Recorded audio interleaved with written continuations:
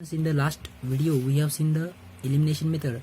Now in this video I will show you the third method, and that is a cross multiplication method for solving a pair of linear equations. So we know very well that the standard form of pair of linear equation is what? The standard form of linear equation is what? Ax plus by plus c is equal to 0. This is the standard form of the linear equation in two variable. Standard form of linear equation in two variable. So here, as we know that here x and y, these are the variables, and a, b and c, a, b, c, these three are the constant. But as we know that here we are discussing about the pair of linear equation. We are discussing about the pair of linear equation, and this is the standard form of only one equation. ये है standard form कितने equation का? एक ही equation का. But हमारे पास तो दो equation है. So for this purpose I will convert this standard form into pair of two equations. Pair of two equation में इसको कैसे लिखेंगे? इसको क्या करूंगा मैं, यहाँ पे ए बी और सी की जगह पे मैं फर्स्ट इक्वेशन के लिए a1 b1 c1 लूंगा, और सेकंड इक्वेशन के लिए मैं लूंगा a2 b2 and c2. a2 b2 and c2 like this. So ये तो स्टैंडर्ड फॉर्म है. किसका स्टैंडर्ड फॉर्म है?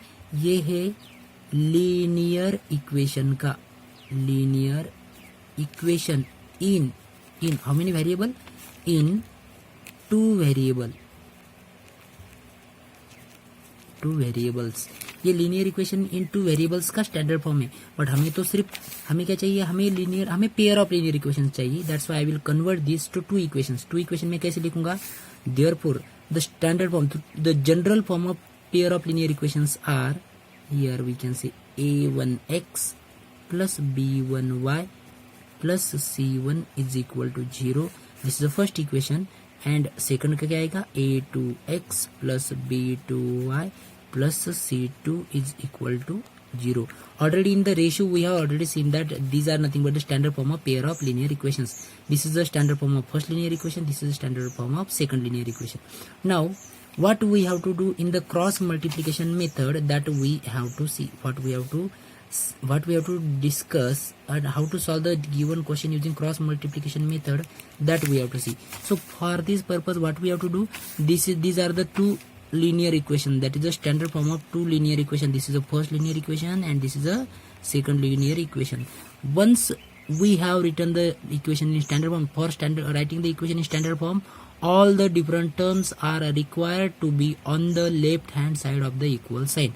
All the terms are required to be on the left hand side of the equal sign. For solving the linear equations, pair of linear equations using elimination method, we are taking the constant term on the right side. But here in the cross multiplication, the all terms to be required on the left hand side of the equal sign. This we have to keep in mind. Next, once the two equation we have written in the standard form, then what we have to do? We have to write the values of their coefficient. For x, what are the coefficient? For x variable, what are the coefficient? That is a1 and a2. These are the coefficient of x. What are the coefficient of y variables? For y variable, coefficient are b1 and b2. And for constant, what are the coefficient? c1 and c2. c1 and c2. क्या किया मैंने? फिर से एक बार दो equation को standard form में लिखा. स्टैंडर्ड फॉर्म में लिखने के बाद मैंने क्या किया? x के कोएफिशिएंट लिख लिए. मैंने y वेरिएबल के कोएफिशिएंट लिख लिए. मैंने यहाँ पे कोएफिशिएंट मतलब उसके साथ में क्या है वो लिख लिया मैंने. And at the last I have written the constant terms here. Once we have written this, then how to solve using cross multiplication method? That's for that purpose what we have to do, we have to write.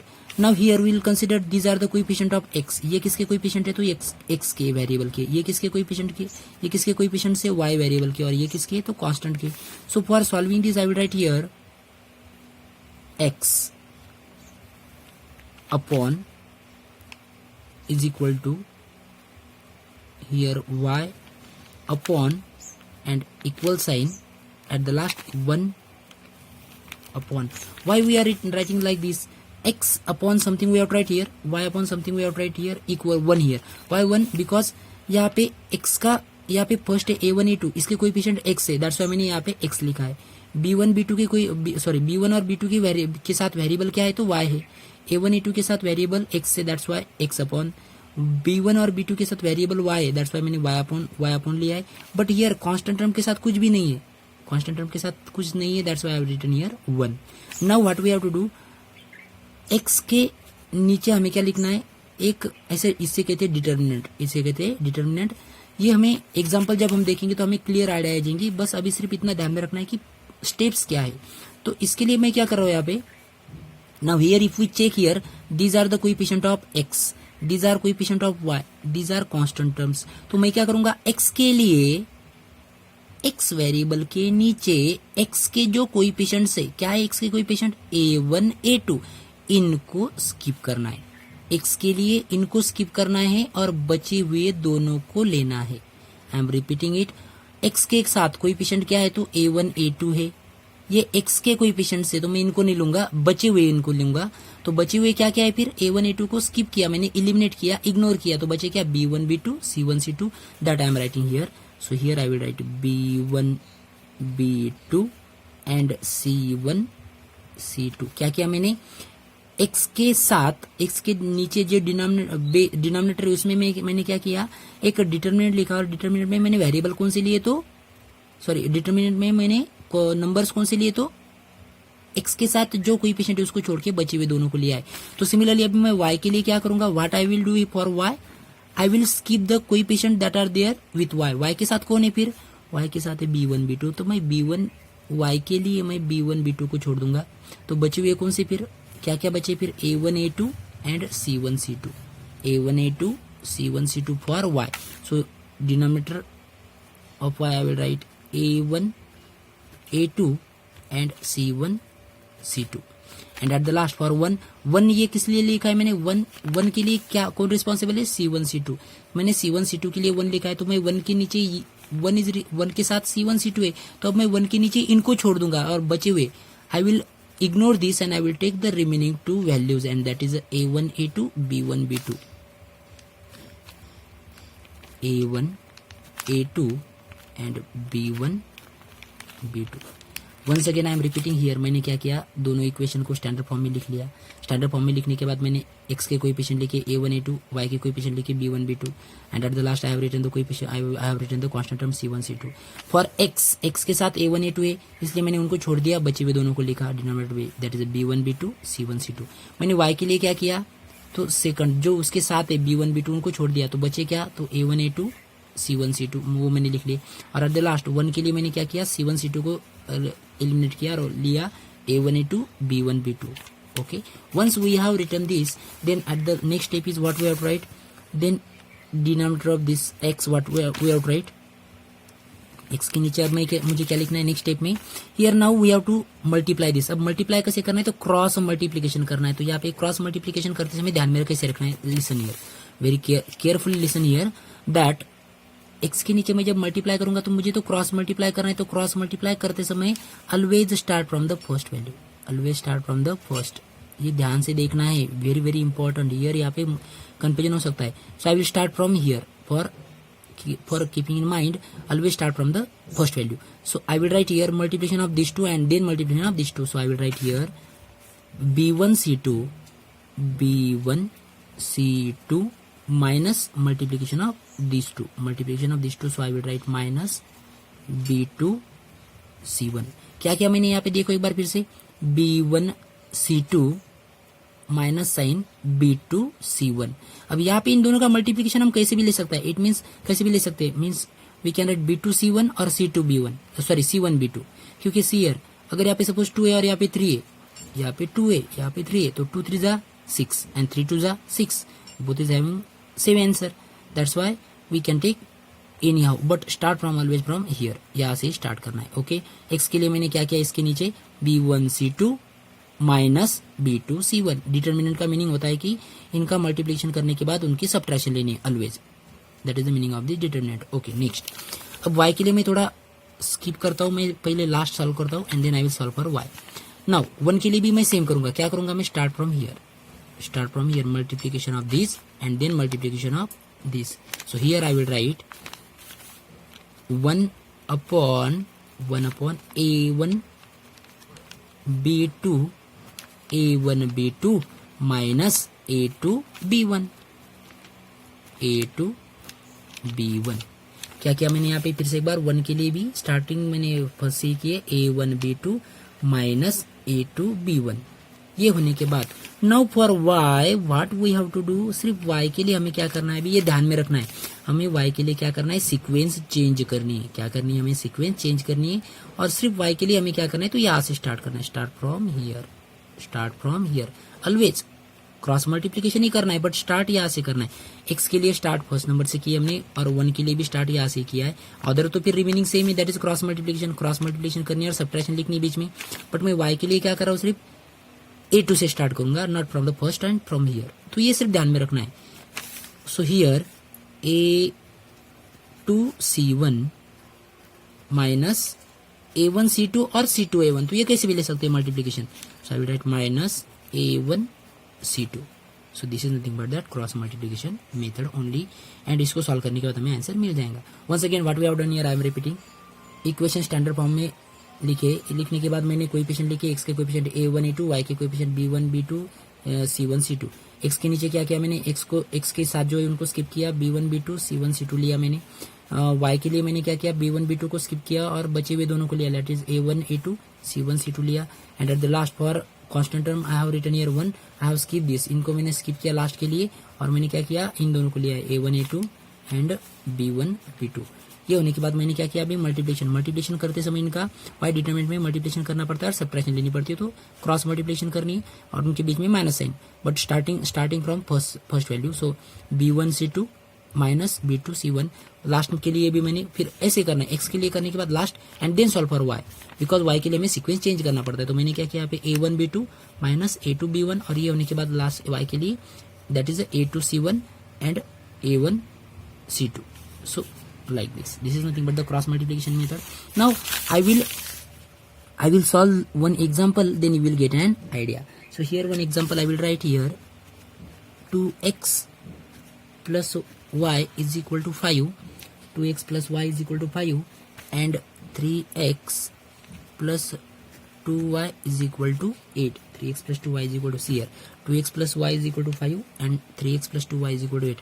Now these are the two equations, but as we know very well that these two equations are not in a standard form, so I will write here this equation, I will write in a standard form. First equation I will write here 2x plus y, this 5 I will take on the left hand side, that will get minus 5 is equal to 0. This is equation number first. Next I will write here 3x plus 2y minus 8 is equal to 0. This is nothing but equation number second. Now once we have written this equation in standard form, I will write here on comparing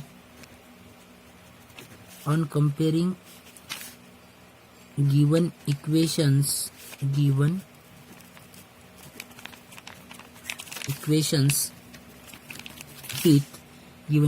with what, a1x plus b1y plus c1 is equal to 0 and a2x plus b2y plus c2 is equal to 0, what will get here, हमें क्या मिलेंगे यहाँ पे, a1 is equal to, a1 की value क्या मिलेंगी हमें, a1 is equal to 2 and a1 is equal to 2, b1 is equal to 1 and c1 is equal to, c1 की वैल्यू क्या मिलेंगी हमें यहाँ पे 5 है, बट यहाँ पे उसके साइन के साथ लिखना पड़ेगा, so that's why -5. So this we have to keep in mind properly, or we have to write it properly for along with its sign, because that is very very important.